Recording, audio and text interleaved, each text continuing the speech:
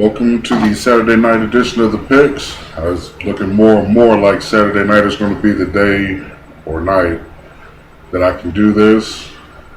I'm going to probably have to include the Thursday night game too. That's what we're going to start with. The Jets going into Foxborough to taking on the Patriots. Of course, the Patriots won 13-10. But I didn't pick it, and you all don't know, but they had New England as a 12-point favorite, and I had the Jets well inside of that. Of course, it sounds like I'm, picking this after I watched the game, but even before, just after seeing New England's plight Sunday in Buffalo, not quite the same team. He doesn't have those automatic receivers to go to, and Thursday night, kind of, that's the game of the night. The only NFL in town. So I figured, even the Jets will show up there. And then you add in the rain, you add in the lack of weapons Brady had, and, a division game being against the Jets. Anything could happen. And that last interception kind of damned the Jets. But, I had it well inside of the 12 points that was posted. I am on board with saying that it's going to be tough for New England, even though they're a 2-0 team. It was said, I believe on NFL Network, they are the worst 2-0 team.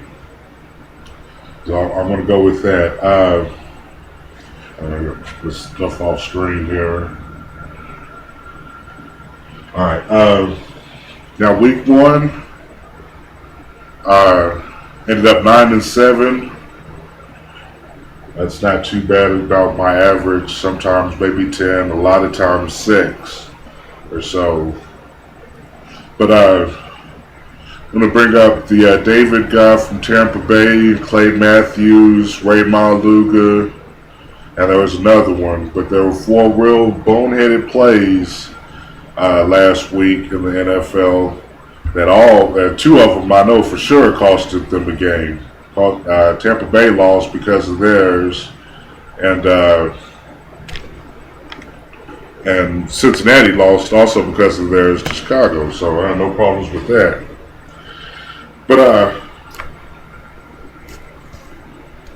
Matthews said he was going for the quarterback, and you take that at face value as he's going for it. I can understand what a pro athlete is saying, especially one against a team, that's beat them before, got to the Super Bowl. Chicago isn't, but San Fran's looking more and more like Green Bay's new enemy du jour. Of course, all know about Seattle last year, what happened there. And they are, kind of running perpendicular to Green Bay. But now, if you don't take it at face value and you hear him saying, I'm going for the quarterback, well, okay, that's fine and dandy. But when the game comes and he flies, he jumped in the air and was levitating, so I got to call that flying. He flew from a step or two inbounds to grab Kaepernick by his neck as he was 1.5 foot out of bounds. He was about to get that second foot down in bounds, so he was out of bounds for sure. The first foot was down, the first foot was out of bounds, the second one was coming down. At that time, Matthews is flying out of bounds to grab him by his neck and throw him down. Of course, the offensive line come up there and, protect their quarterback. Can't have this stuff happening because, without Kaepernick, it's a different San Francisco team. Matthews goes up against one of them and, butts him in the face mask. This guy gets nothing. Oh, he $15,000 fine, 15 yards. So, let me not say nothing. But I still think, had it been someone else that said and did that, they would be talking suspension for a game here. Can only assume that the chicks want to see Clay, and with that being said, he's going to stay out there on the field. But kind of boneheaded. His was Ray Maluga. The play was over. Cincinnati had stopped Chicago on 3rd and 6, forcing them to kick, force them to kick. They had to kick.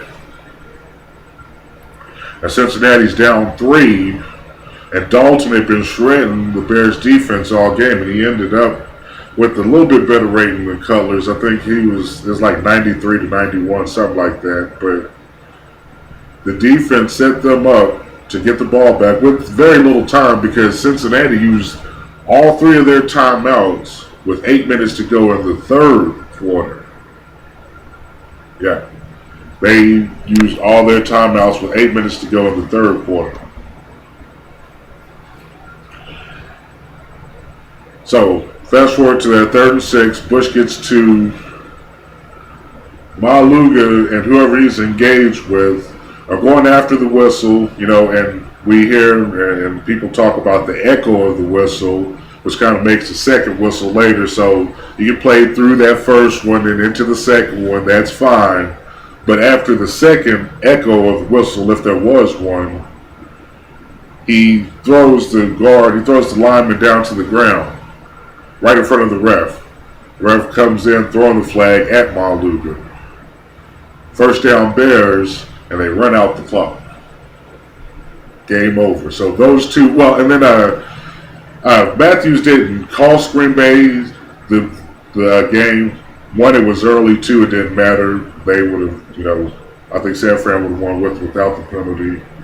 But the David guy who hit Geno out of bounds, that's kind of more what I'm thinking about when you talk about protecting the quarterback, because his was kind of more bang bang than Matthews and Kaepernick.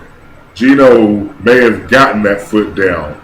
You know what I'm saying? He may have gotten the foot down, and then David pushes him. Kind of bang bang. You could have let it go, but because it's the quarterback, I'm sure the refs always lean toward throwing the flag, rather than not. And of course, they threw the flag for Kaepernick, but he was working on his second foot out of bounds. You think that kind of play would be addressed and absolved in the preseason? Your live wire, your Spitfire, whatever, and that stuff had happened in the preseason, especially the first 2. And then, of course, like we say, the third game was the dress rehearsal, the closest to the regular season game of the 4. You think this would have been addressed in the preseason? But 4, I can't remember the 4th one. You guys can post it down at the bottom, whatever. 4 extremely boneheaded plays by decent players. I mean, they're in the NFL, but 4 decent players, especially Clay Matthews, and it cost them games. Now, Chicago was leading. Defense was starting to come around, and they were ahead, but they would have had to punt. And, like I said, Dalton threw for almost 300 yards, or if not, a little bit over, and certainly could have gotten the Bengals with A.J. Green to field goal range, and who knows what happens in overtime, or down for 6, and they win. So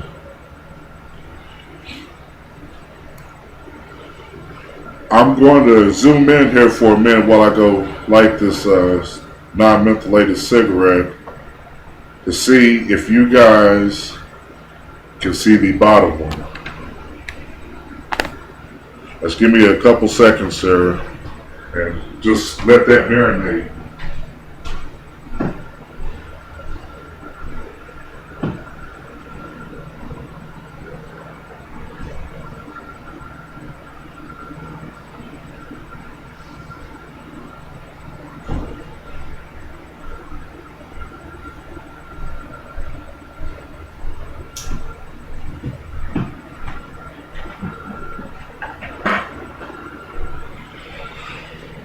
It needs to be suited with exclamation points,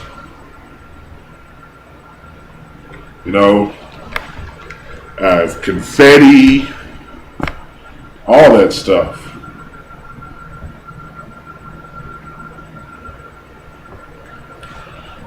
Cutler was clean. Now, he threw a boneheaded interception in the 4th quarter, either 1 or 2 possessions before that last drive and all the happiness with that, he threw it right to the defender, and there wasn't a bear around, so you got that. But that was all said with Dalton throwing 2 picks earlier, and the fact that he was clean. Jay Cutler left the field with a clean jersey. And in his best game, in Jay's best game, he's been sacked. In his best game, he's been sacked at least once. Jay Cutler was not sacked with a brand new offensive line. This was a line that had just started this season. 4 of the guys hadn't even played for the Bears before, either through trade or through drafting. 4 guys in their first stint with the Bears, plus Roberto Garza, the kind of anchor. I guess they moved him to center now. Roberto Garza and 4 new guys, Long, Bushrod, and those guys stepped way up. Jay Cutler was not sacked. It needs to be said over and over again, drilled into you guys' heads. For all the shit that has been said, and true or not, about Jay Cutler and about not Jay, the offensive line of the Bears, because you reel off all 20 of the quarterbacks. We bring up Rex Grossman, that I did. He wasn't sacked. He wasn't sacked with the new offensive line. And he wasn't sacked against a team whose front 4 was Super Bowl caliber. It was whispers of Cincinnati backdooring, 6th seeding their way to and through the Super Bowl because of their defensive 4, which has been together for however long, but more than one game.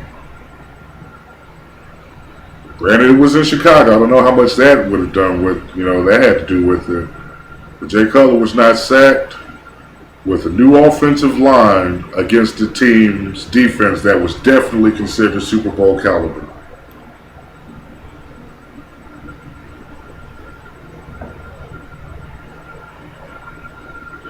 I want to give you guys a little time to argue amongst yourselves about that. And while you're doing that, consider this. Aaron Rodgers was sacked on his second play of the game. Against Super Bowl contender, of course, and maybe a better team, of course, than Cincinnati. Though they are, I could give an edge to Cincinnati for A.J. Green's sake there at wide receiver, of course, but everywhere else, you probably go Cincinnati, San Fran, by a notch or 2. Not sacked, new line against Cincinnati.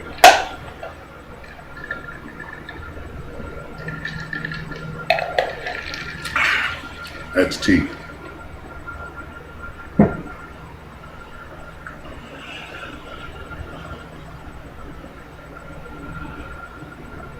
All that being said, we'll get to it later on. It's like the 4th one down, but we got Minnesota coming into town. That's a division game. They know each other, so I don't expect him to not be sacked. But once if he can step out of a clustered pocket and make a move out in the flat, roll out to the flat, he's got a decent run-pass option. And he's also got 2 receivers that are 6'4", Alshon Jeffrey and Brandon Marshall. And he's got Earl Bennett. Now, those 3 guys are getting pretty key here. They're going to be pretty key to Chicago's success. Brandon Marshall, we all know about that guy. There's his problems off the field, and hopefully they're done. It seems like they are, so we're going to let that go for now until something else comes up. But the fact that him and Jay Cutler are best friends and have been friends, since their Denver days or whatever. Earl Bennett was Jay Cutler's teammate at Vanderbilt. So there's that chemistry there. And Alshon Jeffries, though he had 5 touchdown passes last year, and he was catching his fifth when he broke his hand and was out for the season. So that 10-6 that Chicago was could definitely have been 11-5 with Jeffries around, having 5 touchdown catches 6 games in. He's here now, and another 6'4" guy to go through. So when Jay is forced or can scramble and leave the pocket, if he doesn't want to throw, he's got 3 guys that he knows. Oh, and the fourth one is Martellus Bennett, the tight end. And the tight end, he had 2 catches for 43 yards last week, big first downs, both of them. Ended up setting up scoring, making the drives that those first downs were a part of, scoring drives. So big. And Kellen Davis just was not able to catch the ball for some unknown reason. He just could not, or would not catch the ball. Great blocking tight end, and then really how great was he if he was on the line with the guys that were giving up all those sacks. But Martellus Bennett is a big improvement. He's a little bit smaller than Kellen, I think, but that's negligible. Cutler's got 4 guys, 6'4", or college teammate, both of those, to throw to. It was evident. I mean, he threw for 242 yards, 2 touchdowns, and 1 pick. So, big stuff there. Tomorrow, Tennessee plays at Houston. And I've got Houston as a 10-point favorite. This was, I believe, the 11th. And if today is the 14th, this was done on Wednesday, on the 11th. So we'll just go from there. And this is from the picks that Bleacher Report has. I'm sure they're running concurrent with what Vegas has. So we'll just use these for the year. Of course, thank them for their work. Tennessee goes to Houston. Houston last week had all they could handle from a more game San Diego team than I thought. Still ended up making boneheaded plays to lose the game, but only by 3. And that was one I had wrong because I had Houston way outside of whatever spread that they had. It was going to pile it on. Didn't happen. Now Tennessee went into Pittsburgh and beat them by a touchdown. That on that sends alone carries some weight. Tennessee went into Pittsburgh and won by a touchdown. Definitely, decidedly underdogs went in there and handled business. This is a division game, so you throw that in there. Houston not looking kind of shaky against San Diego, which they should have smashed, in my opinion.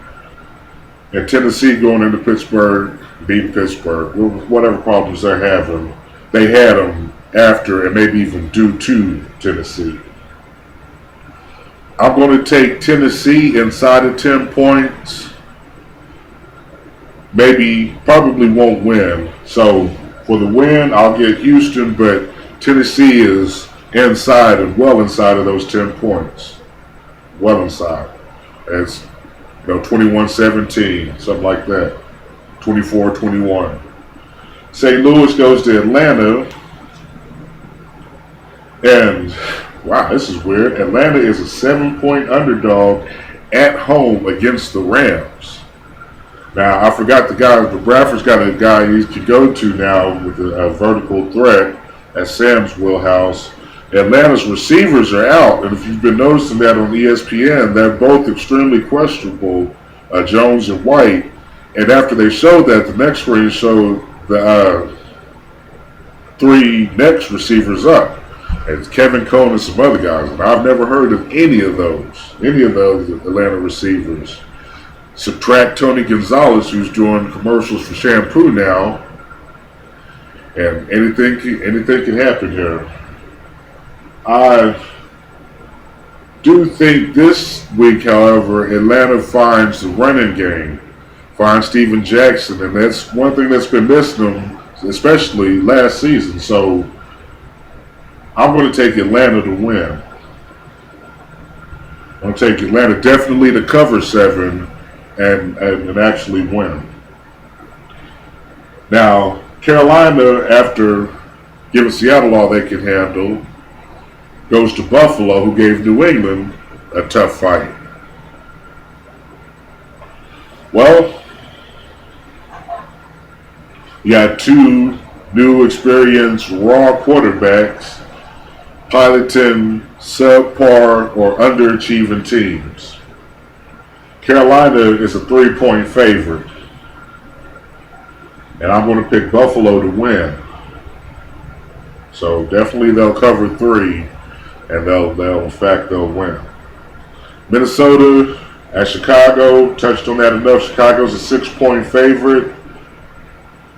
At best, I can see Minnesota covering, but not winning. So take Chicago, give up 6 points, and let that be that. Washington's coming to Green Bay. I want to talk about Washington. I don't know whether it was because of the new Philly offense or Michael Vick or whatever it was. They did not look that great. I know what it is, and everybody will say it. It's the rust on Robert Griffin III due to him not playing in the preseason. Sure, Shanahan, you don't want him to play in these games that don't matter, but he's got to play. Every season, of course, it's a new season, but it seems like the tense and the tone of the game is different every season, and he's missed these 4 games. Everybody else has played 4 or 5 preseason games and are in regular season mode. Robert Griffin III may be just that much behind. Now, he came on late with 2 touchdown passes, but you should never put yourself in a position in the 4th quarter to have to need an onside kick.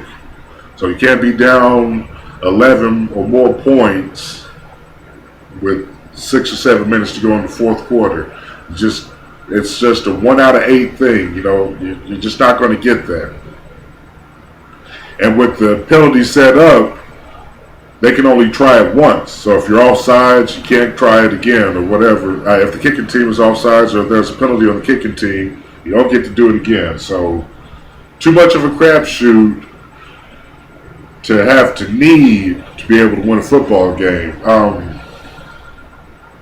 they're going into Green Bay, who lost at San Francisco. That's a game, let that one go. A playoff team losing to a playoff team in their house, hey, it happens. So don't knock Green Bay for that. Now Green Bay is an 8-point favorite, and I'm going to have to take them. Now, back when I was doing this for money, and you know what? To hell with that. Give me Washington. Give me Washington. I just cannot, have not, and will not pick Green Bay. I say Green Bay, Minnesota, Detroit, all on 16. Can't happen. It won't happen. Well, Detroit helped us out, but I don't pick those teams, and I'll never pick Green Bay, even if they play Minnesota or Detroit. I would pick Minnesota, and then Detroit, and then Green Bay, which is never. So, sticking my neck out on that one with Green Bay being the 8-point favorite at home. Maybe Washington's defense steps up and takes some of that pressure off Robert Griffin III. Give us a 21-20 game. Either way, win or lose, that'd be good enough. But for the record, Washington wins. And the upset of the week for now. Miami goes to Indianapolis. Indianapolis is a 3-point favorite. I don't know how much this would work, but I just now saw on the scroll on ESPN that Ballard is out for the season. I don't know how much that's going to affect Indy, though. So I'll say it won't affect them in this game. Against Miami at home, they can put a Band-Aid over that and go on. Indy by 3, it says here. Give me Indy by 11. More than 3. Anything more than 3. Dallas comes to Kansas City. And the preseason game, kind of around here, Dallas, St. Louis, Kansas City, Houston, Denver, they all play each other. A couple games you have to go too far to play. So, this time it's for real. And Kansas City is feeling and looking like the best team around, shutting down Jacksonville, only holding them to a safety, which, they had to do. They had to get tackled in the end zone for the safety. So most of the 30 points scored in that 28-2 game was on KC. Now, Dallas, of course, looked great, but any team would look great if you capitalize off of 6 turnovers. If you can turn the ball, get 6 turnovers, you're going to win that game. And it was only a 5-point game against the Giants at that, because again, Eli came on late, threw for 450 yards, but again, yards are meaningless. He threw for 450 yards and they lost by 5. So, yeah, whatever. Dallas goes into Kansas City. Kansas City a 3-point favorite.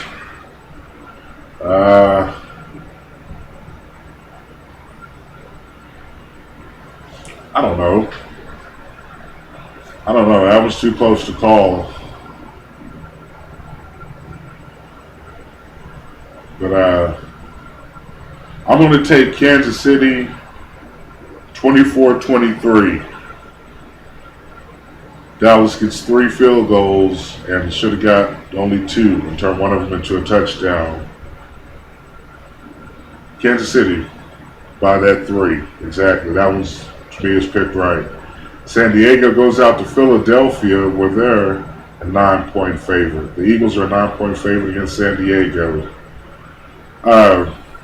Okay, I'll take Philly to win, but not by 9. Something could happen, and this is a much tighter game.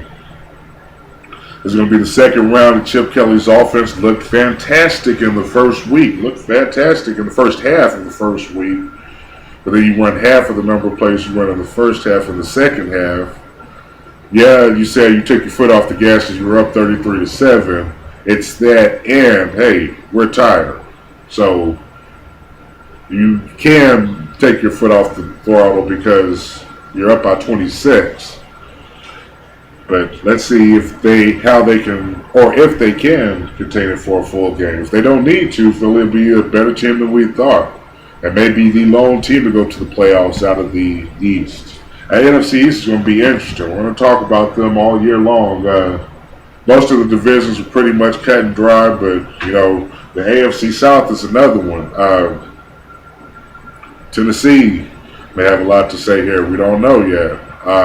The AFC West, though, Denver's would appear to have it on lock. Kansas City can sneak into that wild card. Not always, but they'll probably be that team in the hunt.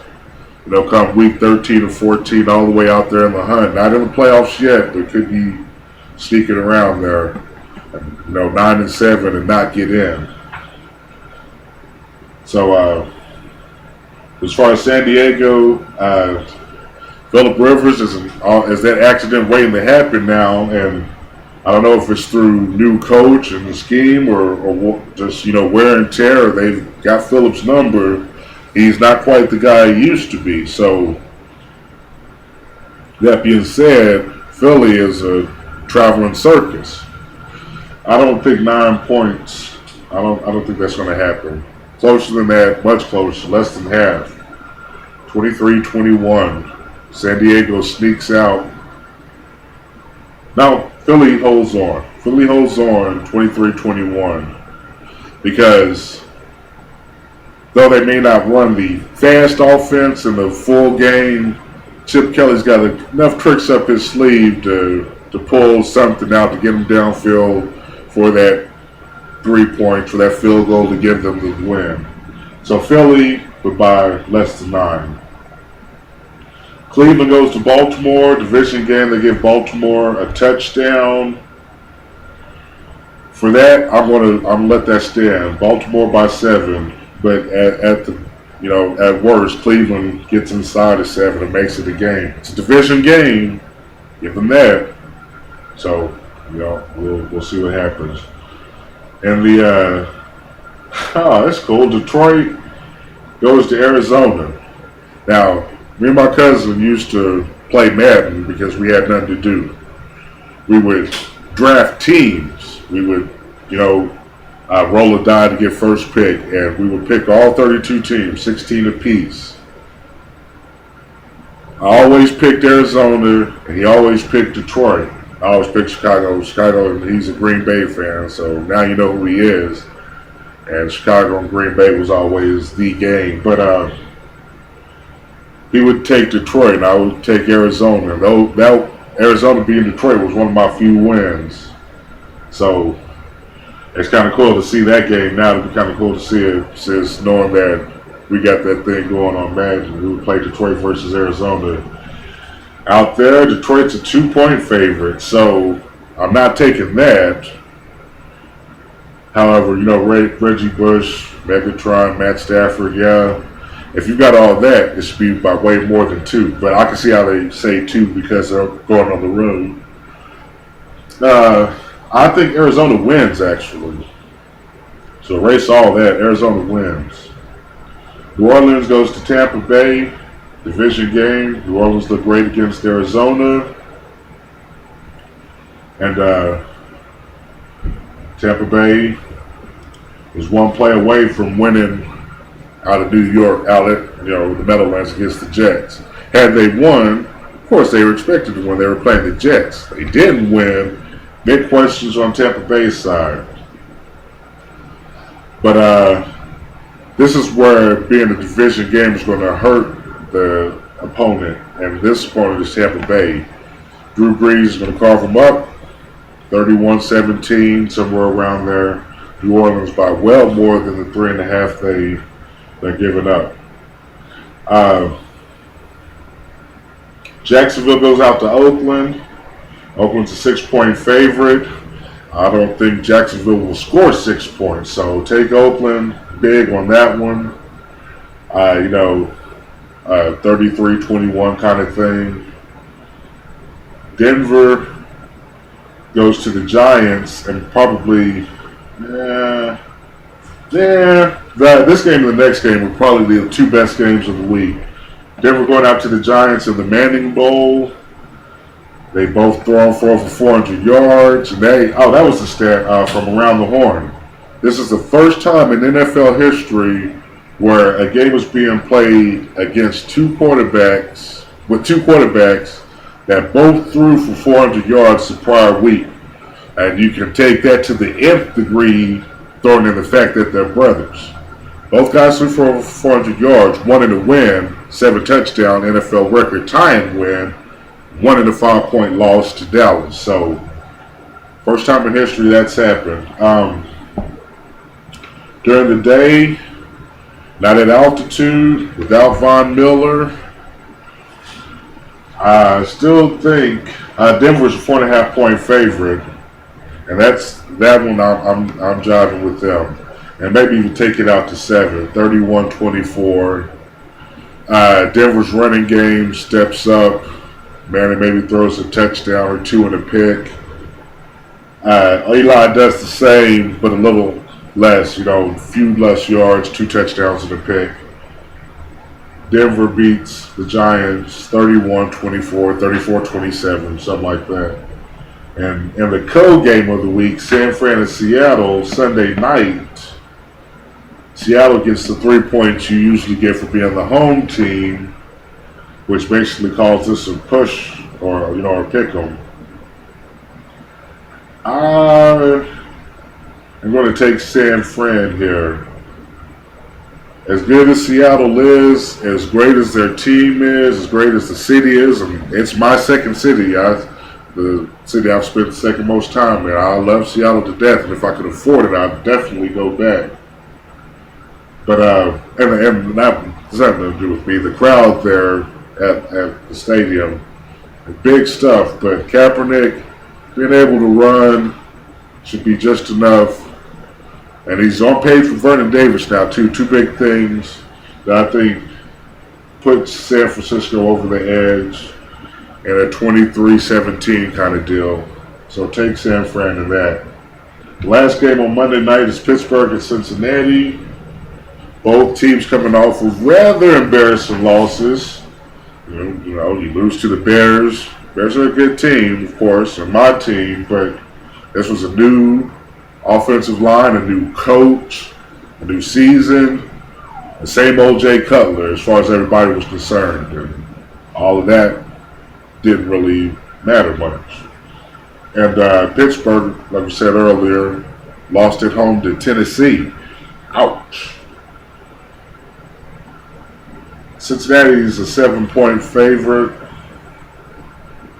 Yeah. Big questions coming up out of the Steel City. Gonna be a lot of cursing and throwing around shit at Primanti Brothers, but